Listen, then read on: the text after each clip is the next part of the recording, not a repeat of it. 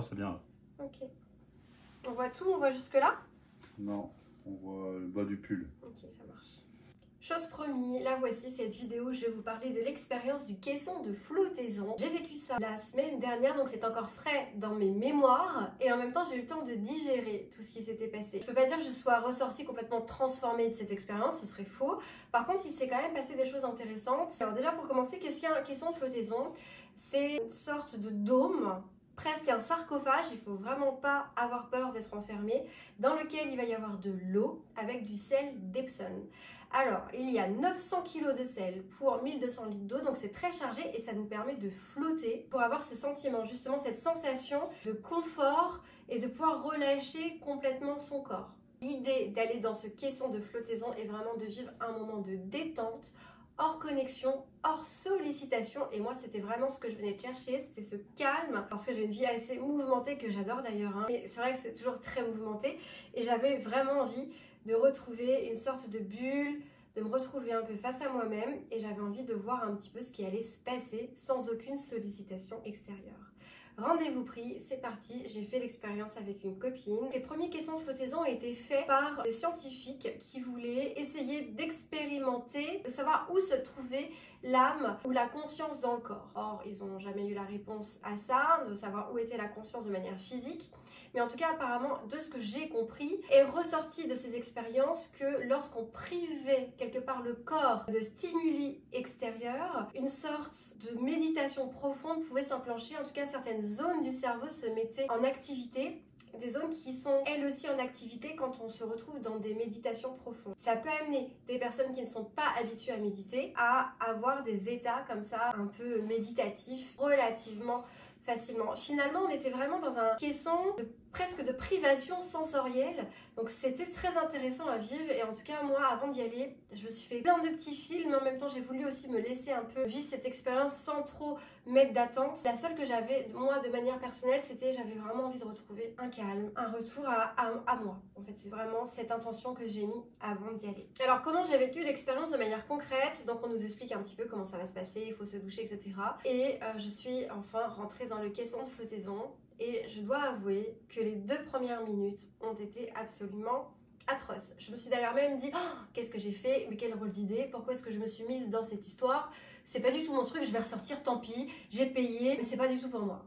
J'ai eu un sentiment d'angoisse immense. L'enfermement m'a vraiment paralysée de peur. J'ai eu quelque chose de très intense. Il faut savoir que je suis relativement sensible de manière générale.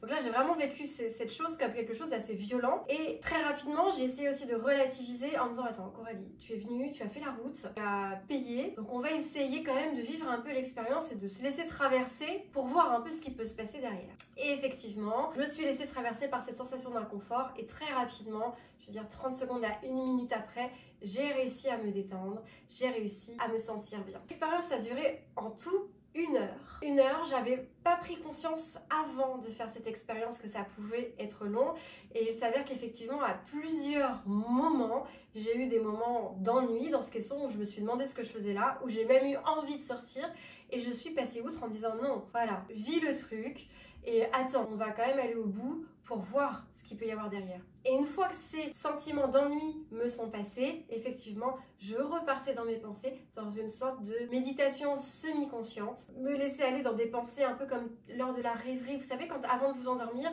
soit à l'inverse, expérimenter une petite notion de silence, de moments paisibles qui étaient agréables. Ce qui était agréable aussi, je me suis fait la remarque, c'était qu'on a aussi cette notion de particulier, c'est que c'était pas agréable, c'était particulier, c'est que je n'avais ni chaud ni froid. Moi d'habitude j'adore l'eau, c'est un élément dans lequel je me sens extrêmement bien, j'adore particulièrement l'eau chaude, le soir, être dans ma douche et ressentir l'eau chaude, ça me détend particulièrement. Alors aussi que d'un point de vue un peu plus spirituel, l'eau est aussi un conducteur d'énergie, c'est là où on va recevoir, canaliser des choses. Donc l'eau est un élément que j'aime beaucoup. Et là, cette eau dans laquelle on vient flotter, parce que c'est vraiment ça, vous ne pouvez pas couler, vous flottez, donc vous êtes allongé en flottant. Elle est à 36 degrés, je crois, elle est donc ni chaude ni froide, donc vous n'avez pas cette sensation de chaleur enveloppante, mais vous n'avez pas pour autant froid. Donc c'est assez particulier, on est sur quelque chose de très neutre et une grande neutralité. Pour ce qui est du ciel qui nous porte, la sensation m'a fait penser à la piscine quand vous avez des frites en dessous vous qui vous surélèvent. Ça m'a fait vraiment cet effet, j'avais l'impression d'avoir des frites en dessous et qui faisaient effectivement que je ne pouvais pas couler. Sauf que là, j'avais pas de matériel en dessous et que j'étais complètement libre de mes mouvements. Voilà pour le retour sur le caisson de flottaison. Dans les petites anecdotes aussi un peu rigolotes, il y a eu un moment où je me suis un peu pareil demandé finalement pourquoi est-ce que je m'étais mise ici, pourquoi est-ce que j'avais voulu vivre ça. Je me suis même dit, ah mais si je me mettais devant un mur blanc pendant 1 heure, j'aurais ce même état étrange de vide. Sauf que la réalité c'est que le corps humain, il ne reste pas 1 heure devant un mur blanc, on est toujours appelé par un bruit extérieur, une notification, par une lumière qui va être différente. Là en l'occurrence, vous êtes dans le caisson de flottaison, c'est une sorte de privation sensorielle. Vous n'avez rien à quoi vous raccrocher. Alors certains diront qu'on fait un retour aux sources dans le ventre de la maman, etc. Je ne l'ai pas vécu comme ça, mais je pense qu'il y a autant de voyages que de personnes. Cette expérience a été pour moi intéressante à vivre.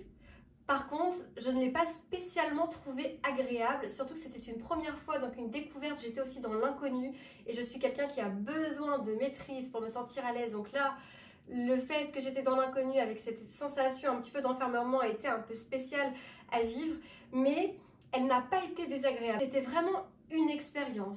Est-ce que je le referais? Oui.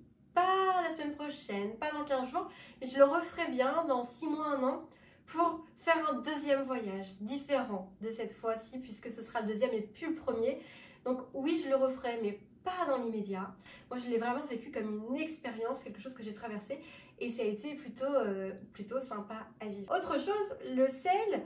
Et alors moi j'ai une boutique en ligne de lithothérapie et de minéraux et de pierres, bref.